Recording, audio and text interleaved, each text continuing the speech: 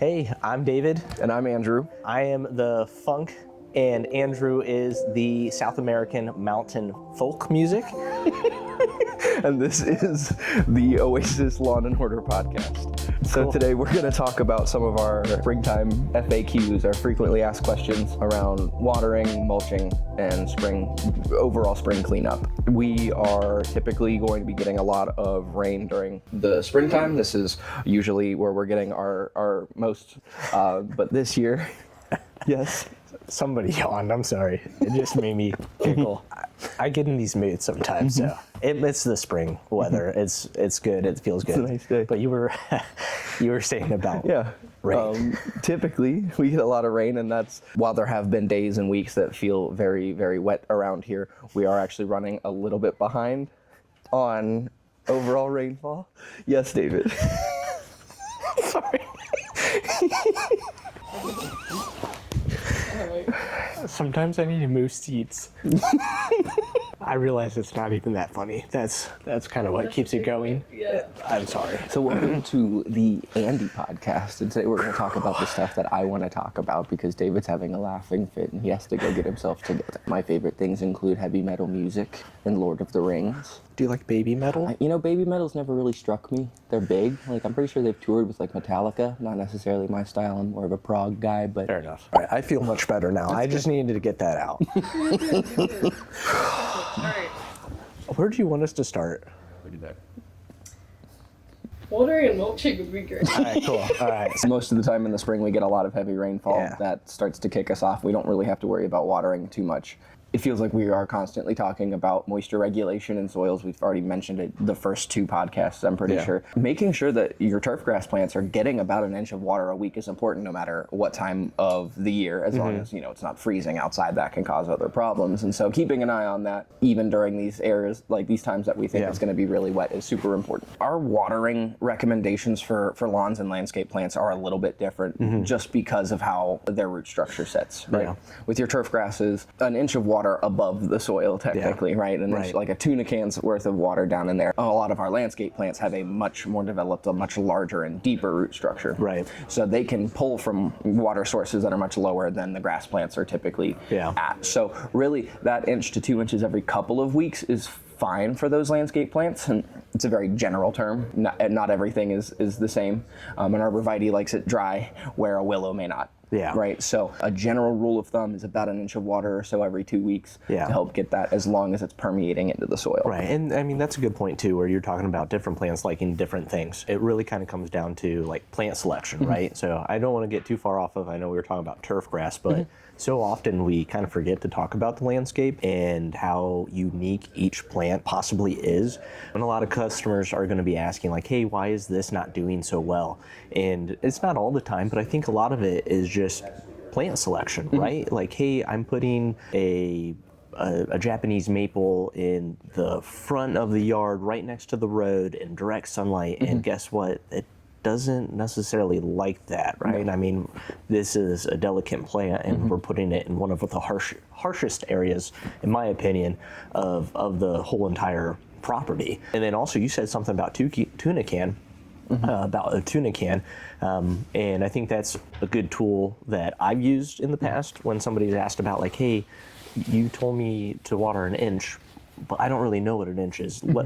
Set out a rain gauge, cool, but how long do I need to be watering? Right. So, and that depends on the sprinkler system. Yeah. We're going to recommend a rain style sprinkler, something that gets up and actually kind of simulates how the rain's going to impact these plants, so you're not just dousing in high pressure water all over the yard. But a rain style sprinkler, for most of the time where that is hitting, you're looking at about 45 minutes or so to get up to about that half inch mark. And so you're also talking about rain, and one of my favorite facts that I remember learning quite a few years ago at one of our field days at Ohio State was just how much water the lawn actually can take in per hour. Do you know what that number is? Honestly, off the top of my head, I don't. I would say it's probably pretty low, less than 1/8 of an inch or less. Okay, you're not too far away. So 1/10 of an inch is right around the sweet spot. But I think it's also important to keep in consideration, we're talking about the springtime. You mentioned, hey, this is when we're getting a good portion of our natural water supply for the whole entire landscape and the turf areas. But if there's already moisture in the soil, the soil is going to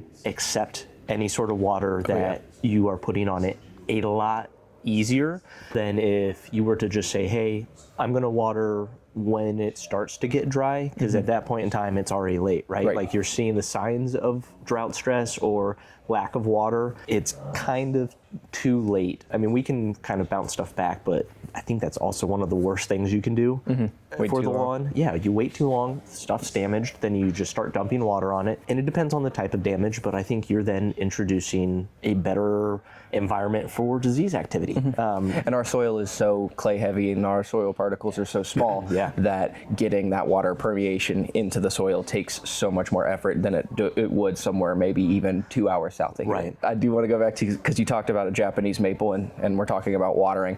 That is you said it's a very delicate plant. And one of the not so fun facts about a Japanese maple is you can definitely water that plant wrong. Yeah. That one is one of our most susceptible plants to improper watering, because when you're if you take a hose to water your landscape plants and you're dousing the leaf canopy of a Japanese maple with water, those red leaves are so brittle that water droplets sitting on top of those leaves can get magnified by the sun and it'll burn a hole straight through the leaf of that plant. Crazy. So with something like that specifically, goes back to proper identification of your plants, you want to water that underneath. You want to get underneath the canopy, get it into the soil around there, because something as simple as water droplets can cause long damage to that plant. Yeah, overwatering is a real thing. I mean, you can physically drown a plant. There's oxygen in the soil, whether it's grass or Japanese maple or an arborvitae. They need those nutrients, oxygen being one of them. So like overwatering can push some stuff out. And that's why like we have some lawns that they hold water really well, which you would think would be a good thing, so you don't have to water. But if it pushes out all the oxygen, you're basically suffocating the root system and potentially going to cause some issues, especially when the soil is hard or we have these downpours. Most of the water is not getting into the soil. Most of it's going to be shedding off into the watershed, right? So creeks and rivers and all of that stuff, it just goes right off the top. With our soils, when they're very permeated, sometimes water is also not able to get out correctly. Arborvitaes are a plant that need a lot of well-draining soil to function properly. They are very easy to overwater. And one thing that you can do that will actually trap water and keep stuff from getting away and getting that oxygen back in there is improper mulching. Is it better to water in the morning or the evening, or does it matter? Oh yeah, nice. So that is definitely a question we get a lot. When should I water? Watering in the morning, watering in the evening? Which time is better? Almost always better to water in the morning. We're looking at an ideal time between about 5 a.m. and noon. Yeah. You might notice a little bit less of an impact of late watering in the spring. Right now we don't have super high humidity, and that comes into a big effect for when it's best to water. But making sure that the water that does get onto the plant tissue has time to dry up and it's not sitting wet, and especially when we get warm overnight. Yeah. It sounds counterintuitive because you're like, well, I want the water to have time to really get in the soil. So overnight, it's sitting in there, it's plenty of time, yes. But you brought up what I would say to any customer is like, grass itself needs a chance to dry out. Because, I mean, if you're sitting in a hot tub for a few hours, you come out, you don't necessarily look the greatest, right? A little pruny, but... Speak for yourself. Oh, okay. So humidity is a big factor in that, but watering in the daytime, or morning, I should say, gives the water plenty of time to seep into the soil, but then plenty of time later in the day to also dry out. There's not going to be a horrendous amount of evaporation or water loss if you're watering early in the morning. And I think the biggest trouble most homeowners have is going to be, well, I don't want to set up hoses, especially if they don't have an irrigation system. I get it. I don't have an irrigation system, but you can have timers. You can preset the day before, so that way while you're drinking your morning cup of coffee, you're watering. It's happening for you. Should I water after lawn treatment? How soon should I water after lawn treatment? So how soon should we water after a lawn care application or an aeration? And that can slightly depend on the service that's going down. Yeah. When we're doing an aeration, typically alongside of those, we're going to be doing an overseeding too, and that will come with distinct watering instructions for that seed. Once the seed gets down and it gets that moisture in there, we want to keep that moisture for the seed. So that watering schedule does look a little bit different than what we would recommend after an aeration specifically. Getting water on the property and getting some consistent moisture in there is going to help the cores that we're pulling out to break down and even out a little bit. It does get pretty muddy, but we're removing that compaction from the soil, and then getting those plugs worked back in a more healthy way than they were sat in there before. So that's very good. On top of an aeration opens up the soil, so like you're exposing it to a lot more air, which is a good thing. We want that to happen, but with a lot more air, there's a lot more potential for drying out. So even during the spring, as we do spring aerations, which we're kind of gearing up for, if we went out, we aerated, and we have a dry spell and there's no water hitting the lawn, the turf's going to suffer.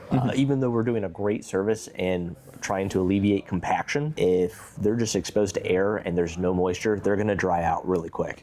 Like our grub control, which is our early summer treatment that we're doing, it needs to be watered in. And the reason for that is if it's just sitting on the surface of the soil, because think about it, it's a granular, right? Heat, even sunlight, it's going to degrade the products. And it's not that they're not going to work, but it's just not going to work as well as it could have. Right. It should never really be a huge rush to get water down immediately after an application, but within a day or so after that, especially for those products like our grub control, we want to get that down so we can make sure that establishes in the soil correctly. How often should I water? So Andrew mentioned a tuna can. That's kind of an old method, but tried and true. That's about an inch high. So you set that out like, okay, that gives you how long you need to water, but deep and infrequent, meaning we're going to a Monday, Thursday schedule, so that way it's not 45 minutes every single day. Water bill is going to be insane. Nobody wants to pay that. I'm sure we'll talk about watering time and time again.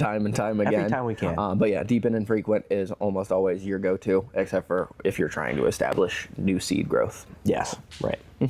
All day yesterday I was editing Chris's video about mulching, so I kind of know a lot. So you're the expert now. Organics and stuff like that. Okay, well you get to quiz us then, if we know our stuff. I don't know. Part of what we do is, it's not just what we do here at Oasis physically, but what we can do informational wise. I mean, that's the point of this, right?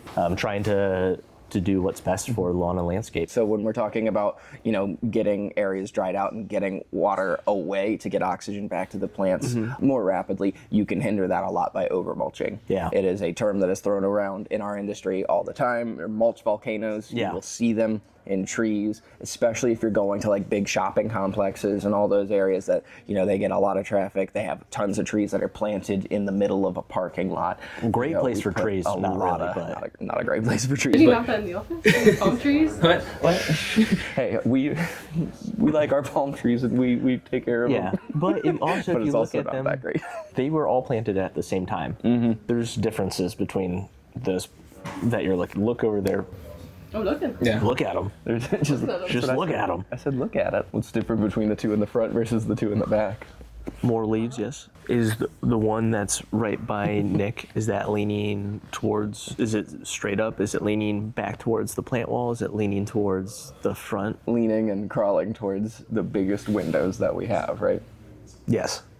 Which, hey, it's west facing, so it's going to be getting a lot more sunlight. But you can get stuff to grow. It's just more of a challenge.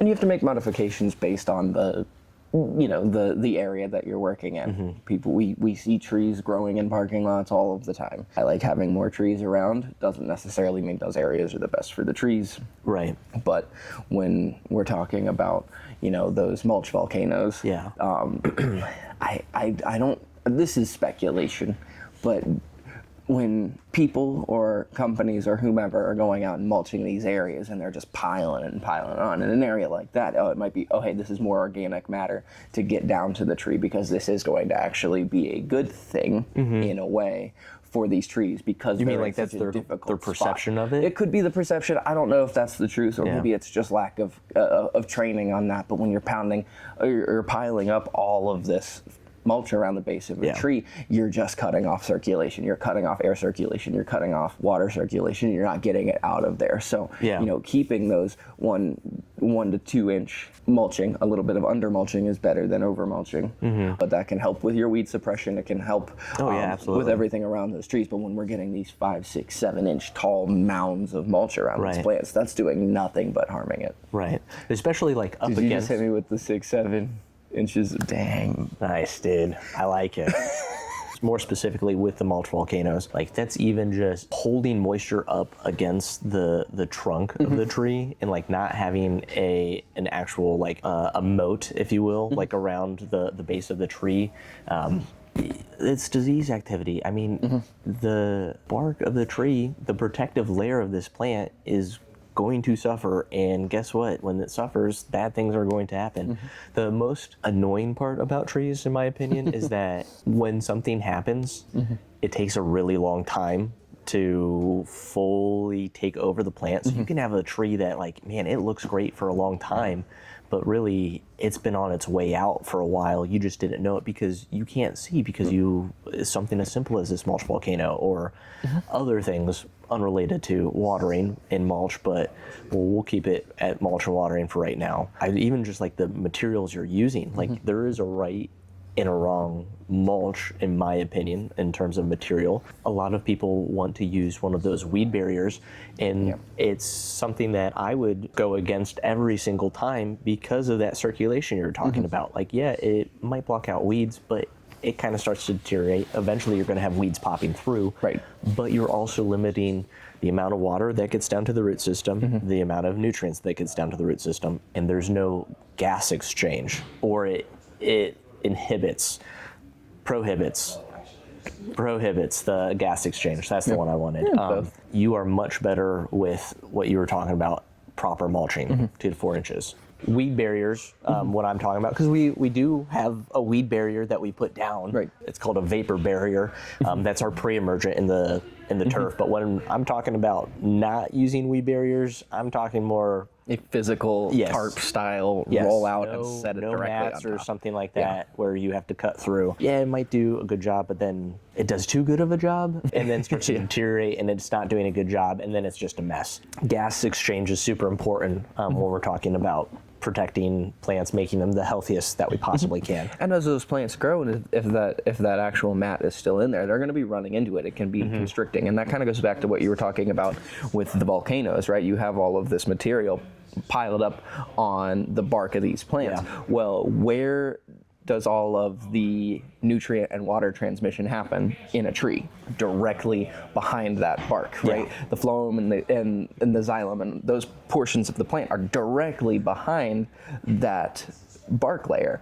So that's getting pressure on the areas that are the most responsible for moving those water and nutrients through the plants themselves. So if you're having that impact right on that zone, that's going to start to restrict your flow. Let's get into how far out from a tree, because I've seen some really big beds and it's like, man, is this really what I need to be doing? And then I've seen some really tiny ones that I think would be kind of closer to mall parking lots and things like that, where there's not a whole lot of dirt around it. It's kind of in this raised bed thing, but how wide should we be going? How wide is really kind of dependent on the trees themselves. And we were looking at drip lines of trees, and that can be an aesthetic thing too, especially if it is inside of the lawn, right? We have a lot of tree rings with our ornamental trees that are in there. That can also you can mulch out to the areas to get rid of the thin spots that happen under trees. We do trees and grass, and trees and grass don't necessarily always like to get along super well. There is competition for the water and the nutrients through there. So the trees, which are typically the bigger ones, they like to win out a lot. They restrict that sunlight. They restrict the water and nutrients getting to the turf grass. So opening that up to get those areas can be an aesthetic thing. You don't need to do the entire, drip line of a tree. It doesn't have to be as wide as your canopy is, but giving it some space to have that there is good. If you were to tell a customer, like, hey, you should go to the drip line, they're going to look at you like you're crazy. I lose half my lawn. Hey, I get it. That's a little much. But then we have to understand that there might be some areas in the turf that are going to struggle. They're not going to be as thick as what we might want them to be, and it's just kind of the balance of nature, right? You said it, trees are much bigger. They're going to win out on the battle for nutrients and water. So sometimes the turf is going to suffer a little bit. Even like materials for mulching, I know a lot of people. Actually, I was talking with my neighbor the other day. She likes lava rocks. But she has a reason why she likes lava rocks, because I was talking to her about it, and she even made a comment about like, well, I know my neighbor, she's talking about me, would definitely be against the lava rocks because he was talking about like natural mulch. I was like, yes, I'm not necessarily for lava rocks, but she was explaining to me that at one point in time they had termite issues, and so like that is kind of one thing you kind of keep in mind, and there's ways to protect the home from that. But she was so stressed out about it that she's like, hey, I'm not going to deal with it. Any beds that are close to the house, if I'm mulching, it's lava rock. But the downside of that is it's absorbing heat, reflecting heat, and it's going to stress out the plants that are around there. Yeah, it all goes back to plant selection. Obviously, aesthetics is a big thing too. If you need a really well draining area, rocks can be beneficial in those areas. But the main thing that I'm always thinking about when you're talking about rocks like that is how much heat radiates off of there, and that can create a lot of struggle for us, especially during the summer around here. Really cool thing is one of our managers here who we work very closely with, Chris, he actually just did a video about mulching, so that way if anybody who's listening or watching maybe wants to get a little bit more information, we kind of glossed over it, but if they want some more in-depth on, hey, how to, his video on YouTube is going to be coming out very soon. If not, it's already out, and so like, subscribe our page. We'll plug in right there just in case we forget it later. But he great guy, has some really great information specifically about mulching. A link is in the description. Let me try that one more time. The link's in the description. Nice. All right. So yeah, if you have any questions, please give us a call, reach out. You can send us a direct message through our socials or phone call, email. We're here. All right, so now it is time for the game. We actually have the Get Off of My Lawn trivia quiz that we were a little blindsided by. So let's see how we do versus funtrivia.com says. Can you actually read the title how it should be read? No, I'm not screaming it. Get off my lawn. Trivia quiz. Trivia quiz. Lowercase. So question number 1, which of these terms is not an alternative way to refer to a lawn? A, grass, B, turf, C, a type of fabric, or D, paddock? A type of fabric feels like a stretch. I don't exactly know. I've heard the other 3. Especially if we're talking about, although, I don't know, it's a paddock, I'm thinking horses, but I'm still locking in type of fabric. That's sure. I was expecting garden. Like, garden is another term that we don't necessarily use here. Number 2. In order to keep your lawn looking neat and tidy, it needs to be mowed regularly. To whom was the first patent awarded for a machine for mowing lawns? Elwood McGuire, John Farabee, Edwin Budding, or Mervyn Richardson? One, I'd like to point out the fact that this went from 0 to 100 very, very quickly. There is a hint button. I don't want to use the hint. No. And I really like the name Mervyn. Me too. So I was gonna go Mervyn because D. Come on now. All right, number 3. What is one of the biggest issues in people having large lawns, especially in countries like Australia? Lack of space, lack of water. Lawns harbor too many weeds and pests, too much noise from lawnmowers on a Sunday morning. All right, so I do like my Sunday mornings, nice and quiet.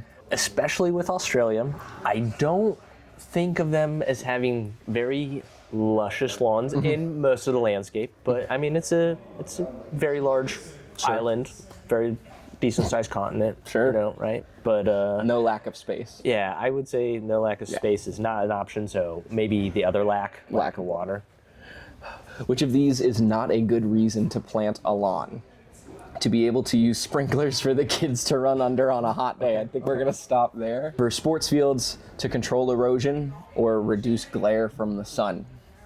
I think B, C, and D are all reasons. I don't know if I would ever think to plant a lawn to reduce glare. Now, but I could see that, but I do want to add, have you ever tried to not have your kid play in a mud pit? Because that's kind of hard. Like, Yeah, but this just says to be able to use sprinklers. Like, oh, hey, for I the gotta kids get to some. run under on a hot You're right, day. you're right. Okay, but I think you're right. Yeah. Number 5, what is not a benefit of aerating your lawn? Relieving compaction of soil under the lawn. More oxygen can get through the roots. Water can get directly to the roots of the lawn, or to give more room for weeds to grow. D. Yeah, we're done with that one. You know what? I'm giving you the rest. No, we're gonna blindside you here. All right. Which of these is not a benefit of fertilizing, C. spelled wrong, your lawn? To toughen it up from wear of children playing on it. Oh, okay. To strengthen the lawn against disease. Okay. Excess runoff into water systems, or to make it look greener. I promise I didn't read it, and I'm sticking with C. See, and you were right. Yeah, I mean, well, we're gonna find out. This is, okay, back to kindergarten, or lawn care kindergarten. A good fertilizer for your lawn contains the correct NPK ratio. What does NPK stand for? Nice. Do you want me to just tell you? Do you want me to read them out?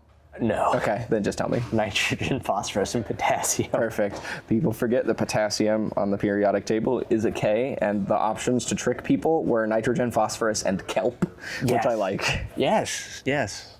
True or false? Mushrooms can grow in a lawn. I guess. True. They can in fact do that. All right, number 9. There is a little animal that is blamed, sometimes unnecessarily, for damaging lawns. Its scientific name is Heteronychus eridor. What is the common name for this not-so-menacing menace? The black lawn beetle, armyworm, aphid, or billbug?